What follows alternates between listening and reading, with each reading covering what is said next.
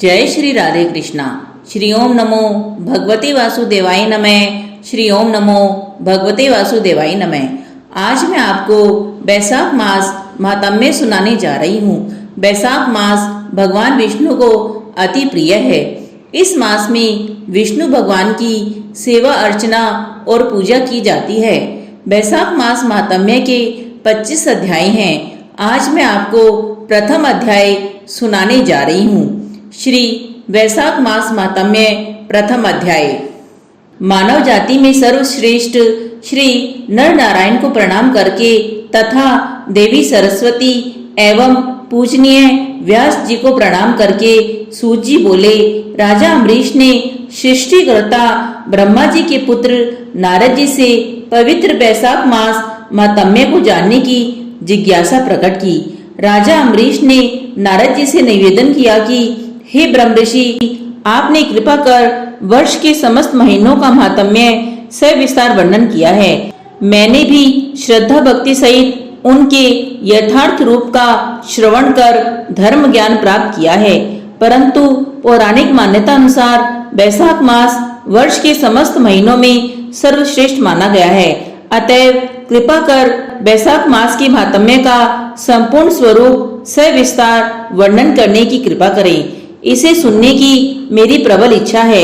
हे ब्रह्मऋषि, यह मास विष्णु भगवान को क्यों विशेष प्रिय है तथा इस मास में कौन कौन सी धार्मिक कृत्य भगवान विष्णु को विशेष प्रिय है। इस मास में श्री विष्णु भगवान को कौन कौन से धार्मिक कृत्य प्रिय है तथा इनके संपादन का क्या विधि विधान है। इस मास में किस वस्तु का दान करना चाहिए तथा दान का धार्मिक फल क्या है एवं यह दान तथा समस्त धार्मिक कृत्य किस देवता को प्रसन्न करने के लिए किए जाते हैं। इस मास में श्री विष्णु भगवान का पूजन किन किन उपादानों अर्थात पदार्थों से करना चाहिए। हे नारद जी, यह समस्त स्थिति विस्तार पूर्वक स्पष्ट रूप से मुझे बताइए। मैं श्रद्धा भक्ति सहित इस धार्मिक महात्म्य को सुनने के लिए इच्छुक हूँ। भक्त प्रवर अम्बरीश के आग्रह से प्रसन्न होकर विष्णु भगवान के प्रिय वैशाख मास महात्म्य को स्पष्ट करने को नारद जी प्रस्तुत हो गए। नारद जी ने राजा अम्बरीश से कहा, हे राजन, सर्वप्रथम श्री लक्ष्मी जी के पूछने पर भगवान विष्णु ने ही वर्ष के समस्त मासों में धार्मिक कृत्यों को स्पष्ट किया था। मेरे जिज्ञासा प्रकट करने से ही यही महात्म्य मुझे ब्रह्मा जी ने स्पष्ट किए थे। वर्ष के समस्त महीनों में कार्तिक, माघ एवं वैशाख मास धार्मिक कृत्यों के लिए श्रेष्ठ है। बैसाख मास सृष्टि के समस्त जीवों को अभिष्ट फल देने वाला है। इस माह में किए गए दान, यज्ञ, तप, होम एवं व्रतों के फल से समस्त पाप नष्ट हो जाते हैं।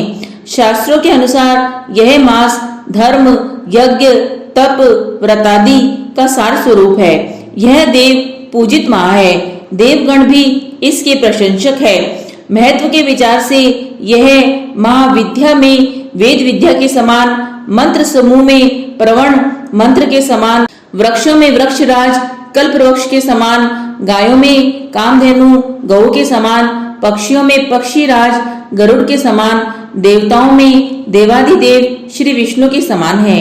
जिस प्रकार समस्त नदियों में गंगा जी सर्वश्रेष्ठ है, तेजस्विता में सूर्यदेव सर्वोपरि है, शास्त्रों में चक्र सर्वोपरि है, धातुओं में स्वर्ण सर्वोपरि है तथा वैष्णव तत्व में शिव की सर्वोपरिता है, उसी प्रकार वर्ष के समस्त महीनों में बैसाख मास सर्वोत्तम है।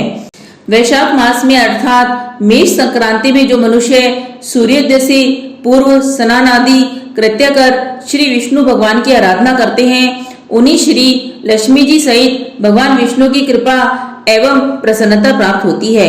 बैसाख मास में अर्थात जब सूर्यदेव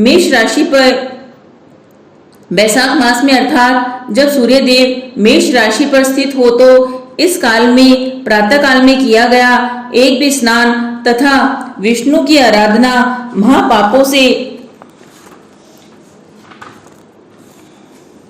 मुक्त कराकर विष्णु लोक को प्राप्त कराती है।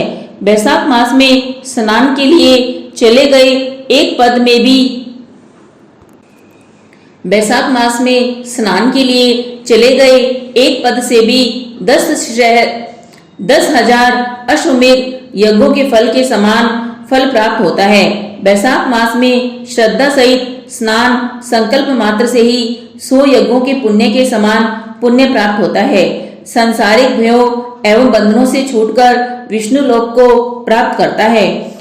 बैसाख मास में स्नान के लिए यदि किसी तीर्थ क्षेत्र में जाना संभव न हो सके तो घर के बाहर के किसी जलाशय तथा समीपवर्ती तालाब या नदी में ही स्नान कर लेना चाहिए। शास्त्रों में वर्णित समस्त पाप यमराज की आज्ञा से मनुष्यों को तब तक प्रताड़ित करते रहते हैं जब तक कि वह बैसाख स्नान नहीं करता है।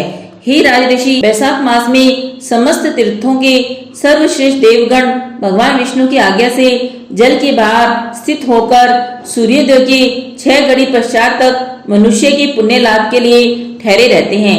हे राजन, इस अवधि के व्यतीत होने तक भी जो मनुष्य स्नान के लिए नहीं आते हैं उन पर कुपित होकर देवगण उन्हें भारी शाप देकर अपने स्थान को गमन कर जाते हैं। अतएव पुण्य लाभ के लिए पाप मुक्त होकर विष्णु लोक प्राप्त करने के लिए बैसाख स्नान अवश्य करना चाहिए। श्री हरि विष्णु भगवान की जय। श्री हरि विष्णु भगवान की जय।